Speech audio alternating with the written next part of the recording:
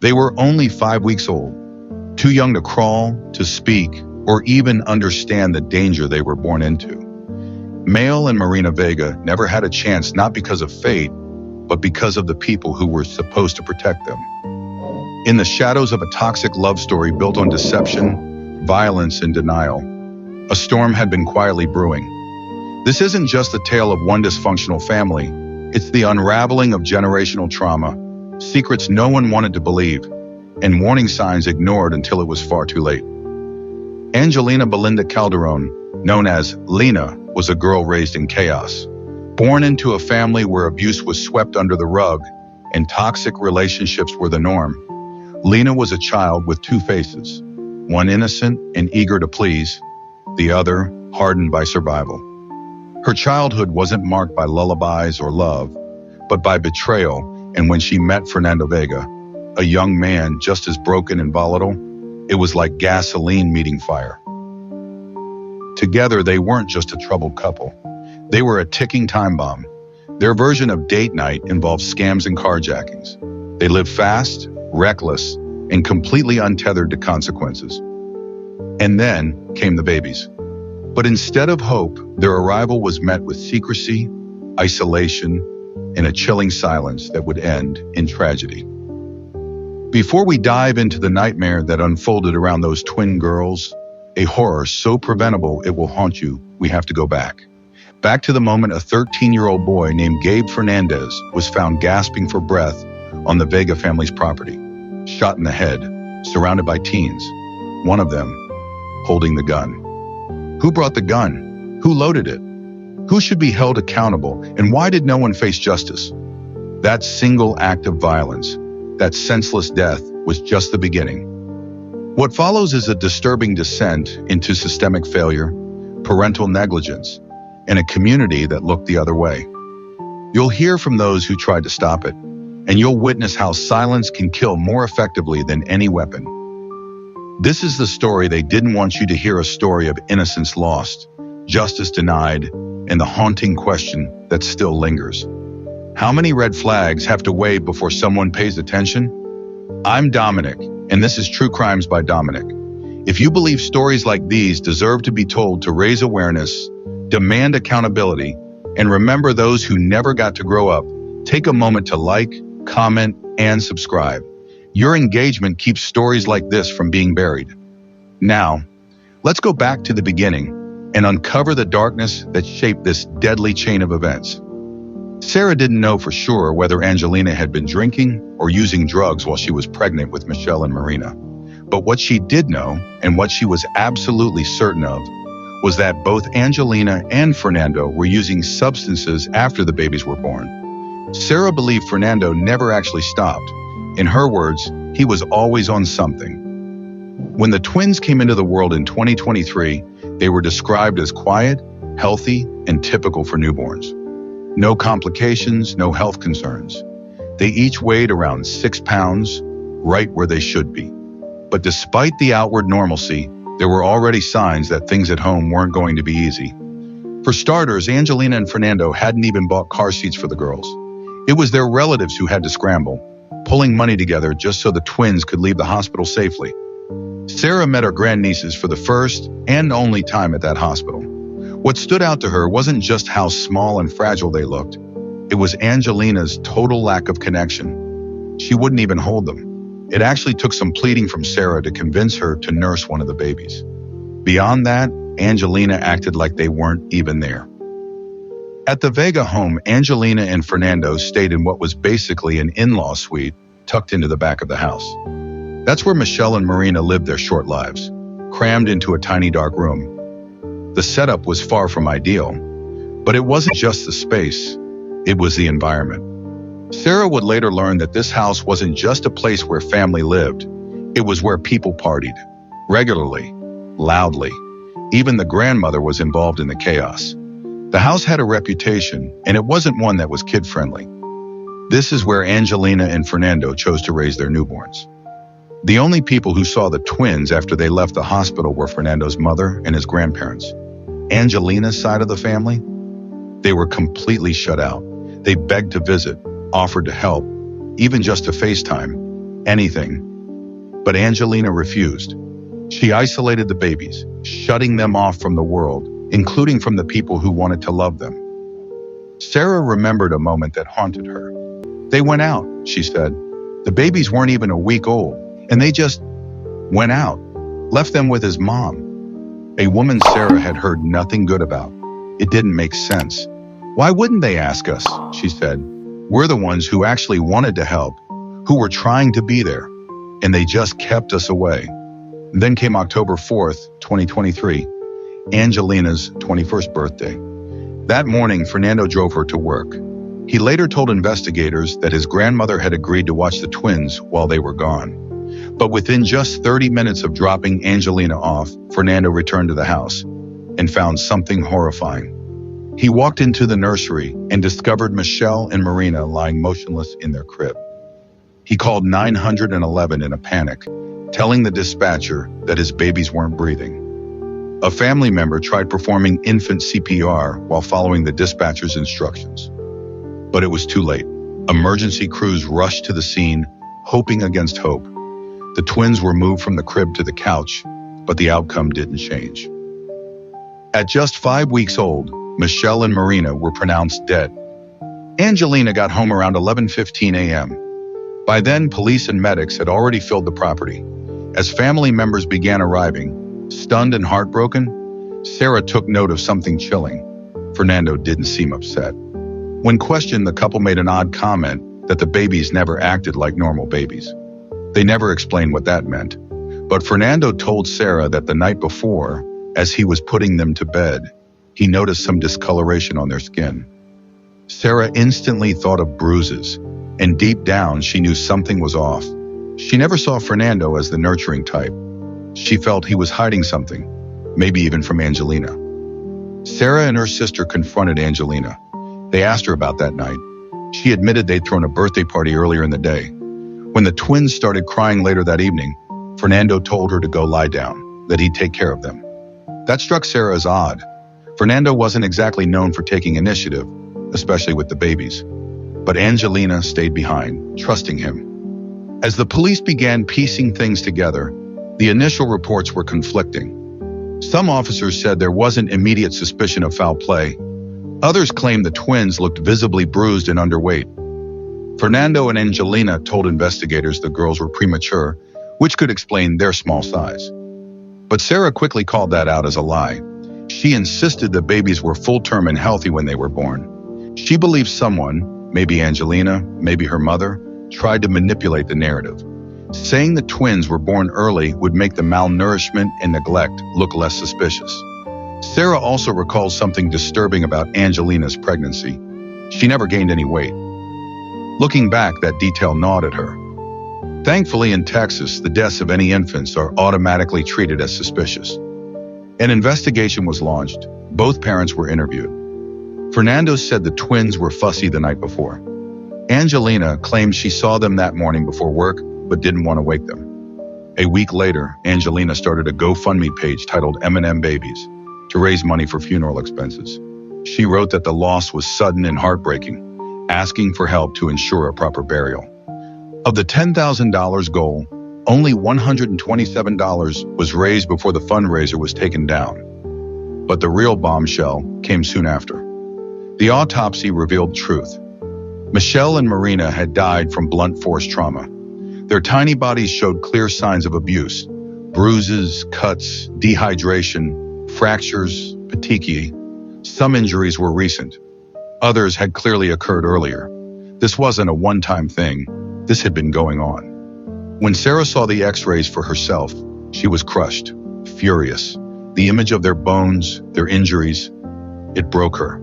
She had always blamed Fernando, but now she was realizing the truth was even worse.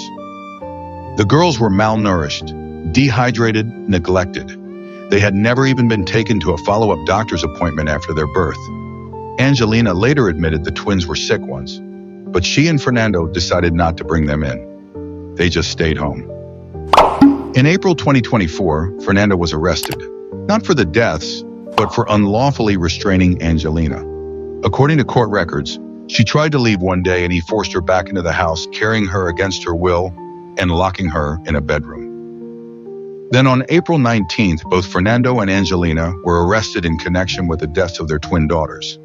They were charged with multiple counts: injury to a child by commission, by omission, and causing bodily harm. Fernando also faced 2 capital murder charges, because in Texas, that's the charge when a child under 10 dies from intentional harm.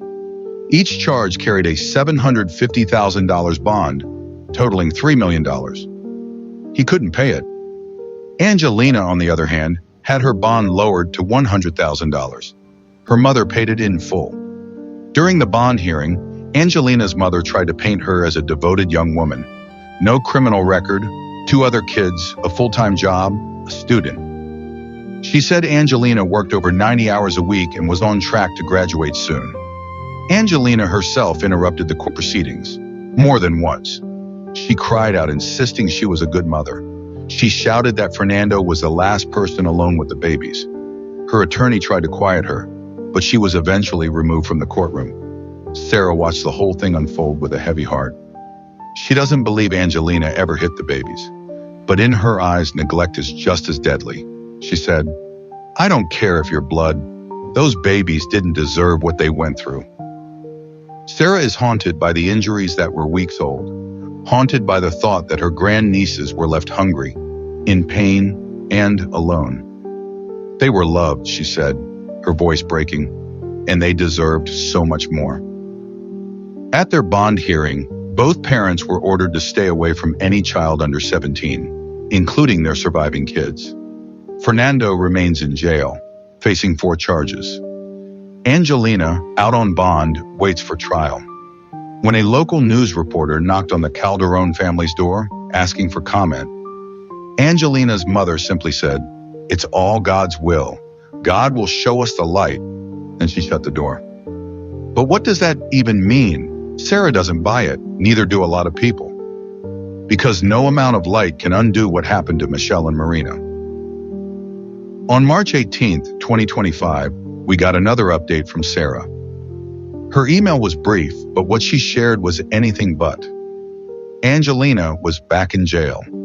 She'd violated the terms of her house arrest. According to Sarah, one of the places Angelina decided to visit was a strip club. Yes, you heard that right. Angelina later told the court she was just trying to make ends meet, that she needed the money to support her surviving children. But that statement unraveled fast. Because the truth? She doesn't even have custody of her kids anymore. So who was she really trying to support? Sarah believes the truth is much darker. In her message to us, she said Angelina has been spiraling emotionally, that she's expressed wanting to remove herself from this earth. And the reason? According to Sarah, it's because she still loves Fernando, loves him so much that she can't bring herself to testify against him, even after everything. Let that sink in. 2 babies, brutally lost, and yet the mother can't bring herself to speak against the man that prosecutors believe is responsible. Despite Angelina's reluctance, the state says they've built a strong case, especially against Fernando. Lead prosecutor Edward Applebaum gave a statement to the press that was chilling in its clarity. He said, "These injuries were severe. Based on their timing, symptoms, and the available evidence, Fernando was the only person present with the twins. He's the only one who could have possibly inflicted them." Applebaum also explained why it took time to officially charge Fernando. They wanted the case airtight, no holes, no chance for technicalities, and they seem confident now that they've got what they need. But Fernando isn't backing down. His defense attorney, Mario Madrid, came out swinging in a press conference of his own. He insisted his client is not guilty and reminded everyone that under the law, Fernando is still presumed innocent, for now. Madrid painted a very different picture of Fernando than what we've heard. He described him as shocked, scared, overwhelmed by the seriousness of the accusations. Here's what he said. He's young. These allegations are extremely serious.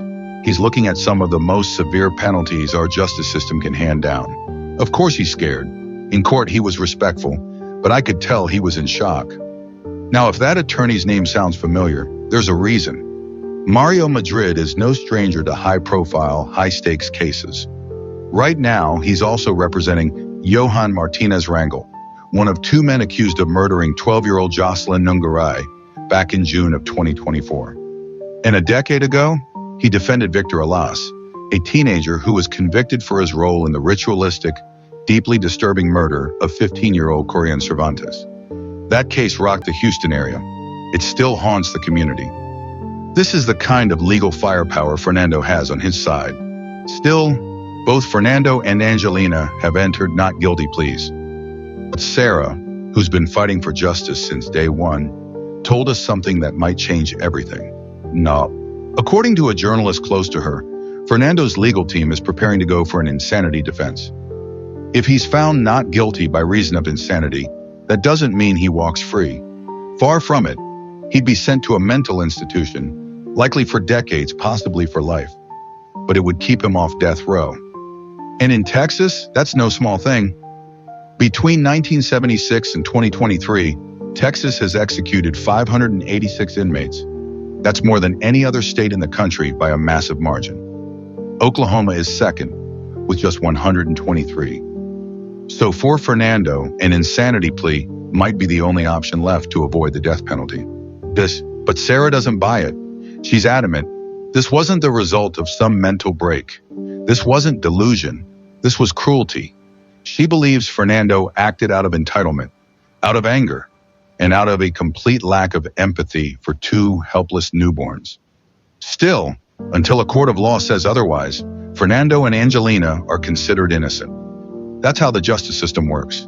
And at True Crimes by Dominic, we stand by the facts, no matter how painful they are to sit with. But Sarah, she's not waiting for a verdict to make her peace. She's cut ties with her family completely. For years, she says she was branded the crazy one, the relative who stirred the pot, who pointed out things no one wanted to admit. But now she sees clearly, and she's done playing nice. During our interview, she told us, "If you can make excuses for what they did, after all this, then I'm done with you." She also revealed that her own children have received vague, threatening messages from their grandmother, Angelina's mother. The implication? If Sarah testifies in court, there may be consequences. But Sarah isn't backing down anymore. She says that whatever doubts she once had about breaking away from the family, they're gone now. Her only focus is justice for Michelle and Marina.